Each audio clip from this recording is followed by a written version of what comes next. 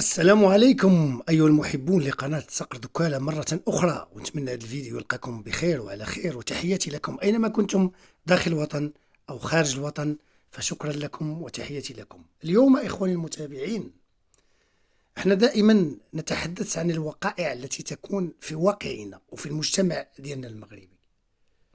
في الواقع ما ترويه من قضية اليوم هو واحد السيدة سميتها مكركبة، مو دق دق. يعني سيدة تدعي أنها تساعد فقراء في الجبال، وكتجمع تبرعات كبيرة،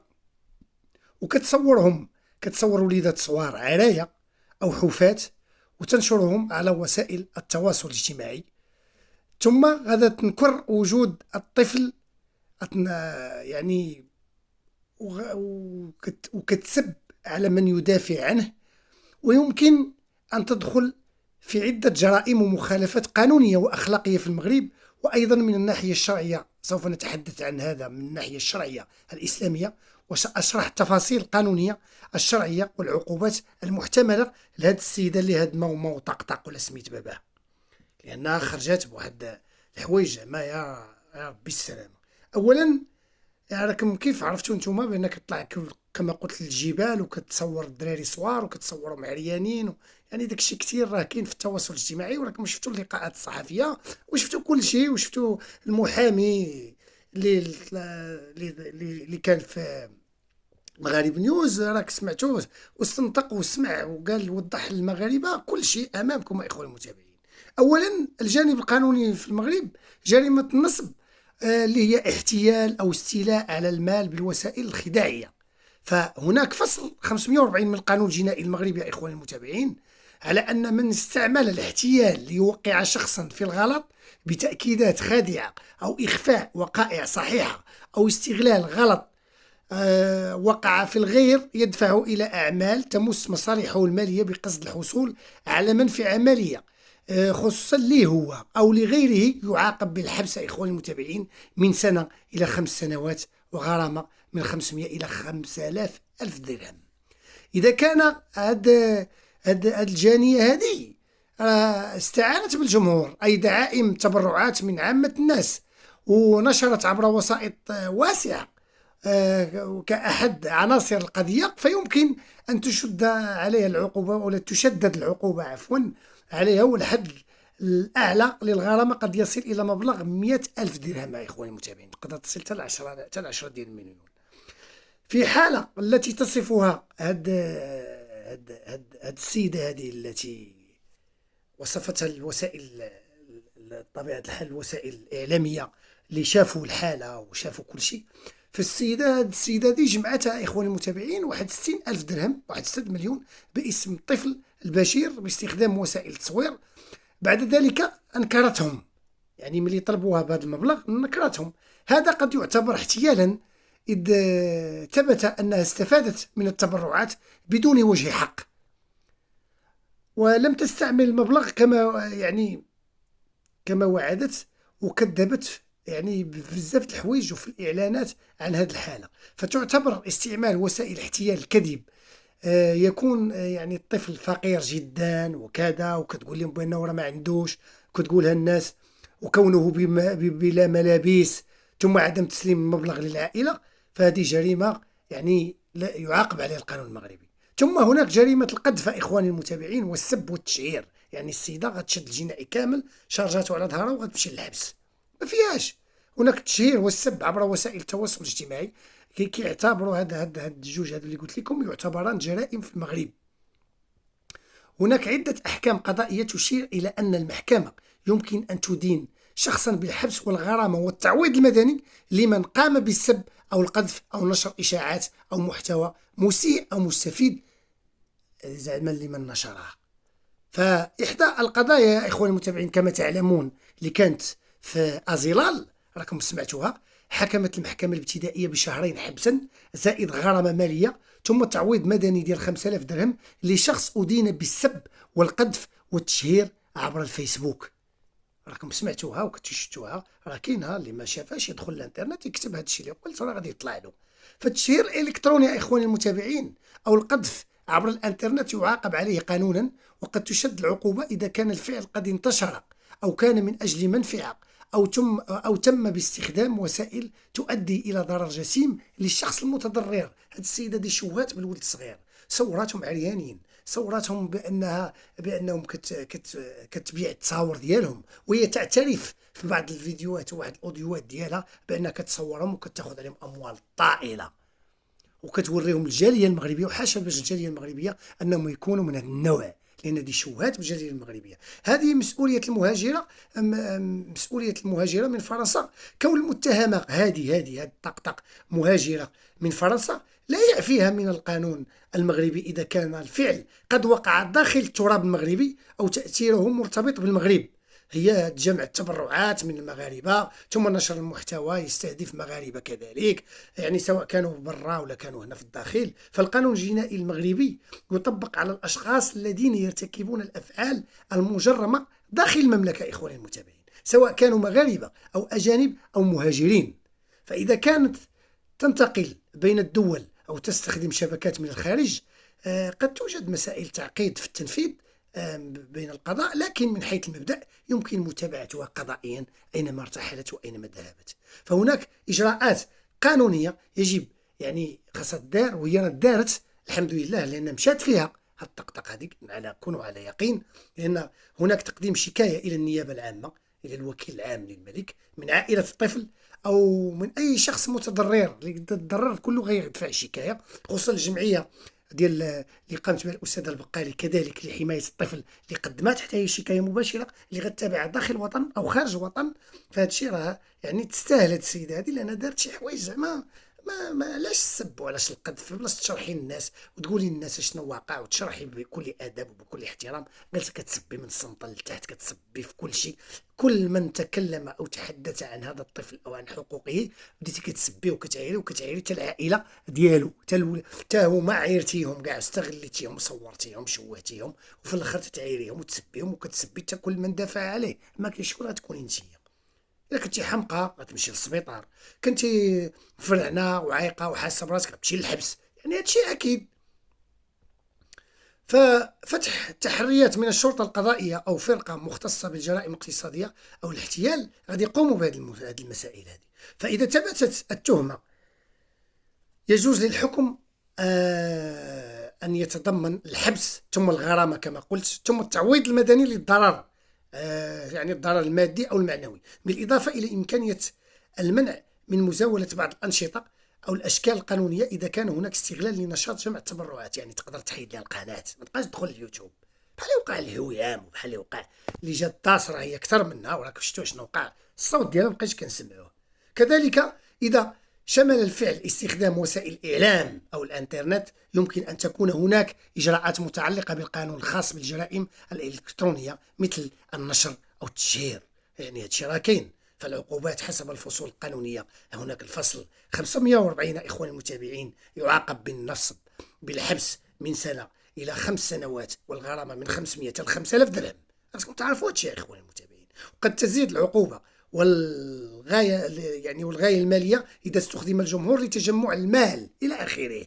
يعني هاد السيدة هادي راه أي يوتيوبرز ولا أي واحد راه ما خصوش يسب وما خصوش يقذف وما خصوش يعير وما خصوش يسب وما خصوش يدير تشهير وما خصوش يقول لي هو حق. قول الرأي ديالك باحترام، ولكن ما تسبش ما تعيرش. السب والقذف عبر وسائل التواصل يا إخواني المتابعين من القضايا التي حكم فيها بأشهر من الحبس وغرامات والتعويض المدني. مثال ديال هذا اللي قلنا ديال فيك هذا السيد اللي كان في أزيلال، عطاوه شهرين ديال الحبس ثم غرامة ديال 10000 درهم ثم تعويض مدني لهذاك اللي عيرو 5000 درهم. اللي تعاير مسكين خدا 5000 درهم لأن شوهوا في اليوتيوب. ثانيا هناك الجانب الشرعي الإسلامي يا إخواني المتابعين، هذا الجانب القانوني اللي تحدثنا عنه. فمن الجانب الشرعي الإسلامي، الإسلام يحض على الأمانة ويحض كذلك على الصدق، ويحرم الغش والخداع وأخذ المال بالباطل. فالله عز وجل يقول إن الله يأمركم أن تودوا الأمانات إلى أهلها، صدق الله العظيم. كذلك تحريم الكذب والتدليس مع الناس، وتحريم الاستغلال والمراوغة، وتحذير من استعمال الظلم على الآخرين، بحال هذا الظلم على هذا الولد الصغير، هذا راه حشومة. هاد البشير هذا كتصوري فيه وكتصوري في وليدات صغار عريانين، راه حرام هادشي.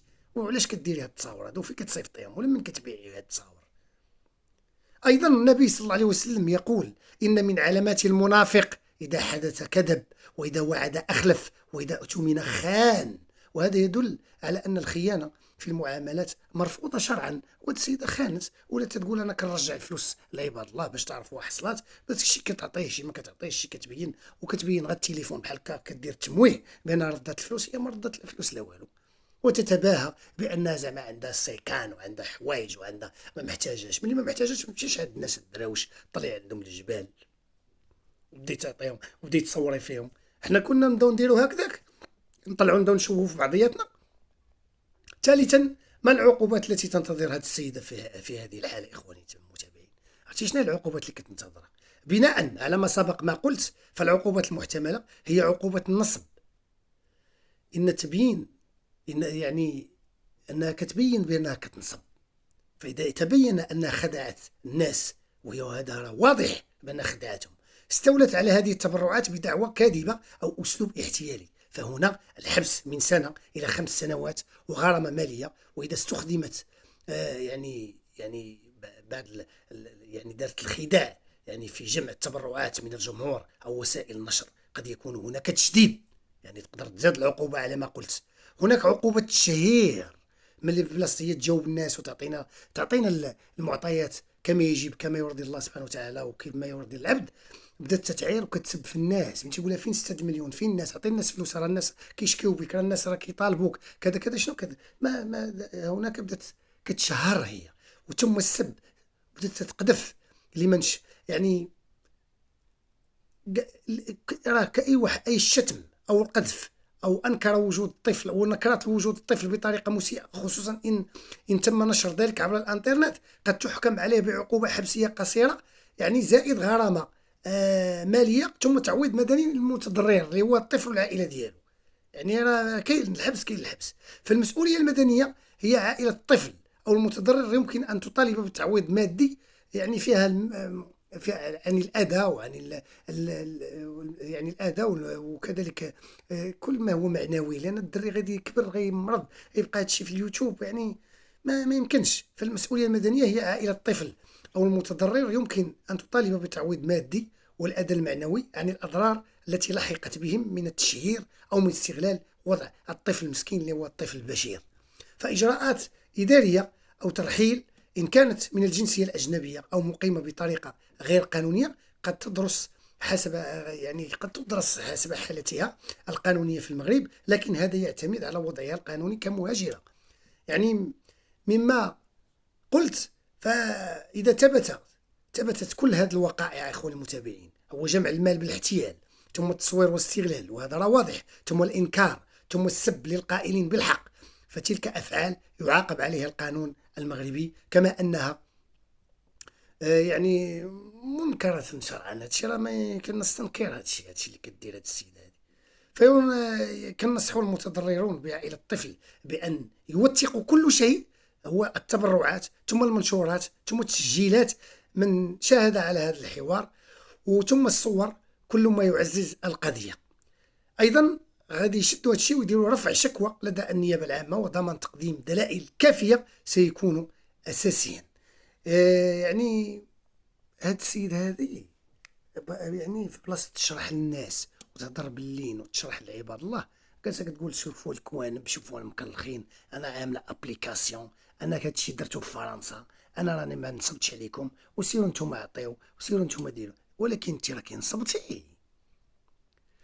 نصبتي على ولاد بلادنا. دابا انت كتنصبي وتهربي لفرنسا، زعما راك ما غتعاقبيش، زعما شنو كتحقري على الناس ديالنا هنا اللي ساكنين في الجبل؟ الا غتعاونيهم ماديا هاكا، وما تشهريهم وما تصوريهم عريانين، ما حتى شي حاجه. قالت كنبيع التصاور وانت قريتي غير بنفسك. شوف ربي سبحانه وتعالى بغى يفضحك، وبديتي كتسبي مع عباد الله وكتعايرينا كاملين حنا في اليوتيوب، وكتعايري المؤثرين وتتعايري كل من قال الراي ديالو بادب واحترام. عيرتينا حنا كمؤثرين وكصحفيين يعني ما يمكنش حنا غادي نسكتوا على هذه المساله، ما يمكنش. فهناك محامون، وكلنا الجمعيات باش يقوموا بحمايه هذا الطفل هاد القضيه ديال الاحسان العمومي، وهاد الناس هادو اللي كيستغلوا هاد الناس بالاحسان العمومي خص بهم بالحبس بكل احترام. من الاخر كاع اللي كيستغل شي حد تيقول ليه غنعطيك، غادي نجمع لك، غادي ندير لك، وكيديرها في الحساب ديالو، خاصو يمشي للحبس. وخصنا نحبسوا هاد المزاله ديال ان بنادم يجمع التبرعات على ظهر واحد يشوهو داخل اليوتيوب ويشوهو هاكا وعين بين، وفي الاخر يشد الفلوس يجمع ويطوي ويخلي السيد مشوه في اليوتيوب. على مال باباك شكون انتي بالسلامه، من غير انك ترجعي الفلوس لعباد الله. هذا لا يهمنا، ان يهمنا على الفعل وعلى الجرم اللي قمتي به داخل اليوتيوب. وحنا خصنا نقيو اليوتيوب. تنينا من واحد السيده كانت دايره الفوضى وكتشرب ولادها وكتشرب كلشي، مشات للحبس وتحيدت لها القناه، تجي انت ديري لنا الفوضى. حنا كنقيو وانت تزيدي عاوتاني حاشاك تزبلي علينا من الفوق. ما يمكنش. خاصك تدخلي المكان فين كاين المزبله، انك تدخلي ترباي. ودابا غادي نشوفوا، ها هو غادي طوال ويعجبك. نشوفوا هادشي هذا. فهادشي نحن نستنكر اخواني المتابعين، كل من ظلم اي طفل ولا اي امراه، او كل من شوه باي انسان داخل اليوتيوب، داخل الوطن او خارج الوطن، فنحن له بالمرصاد. فهي راه مشات فيها والحبس ينتظرها، فغادا تدخل. اول خطيوه للمغرب غيكونوا الكلبشات كيخلوا المصريين في اليد ديالها، لانها تستاهل ذلك.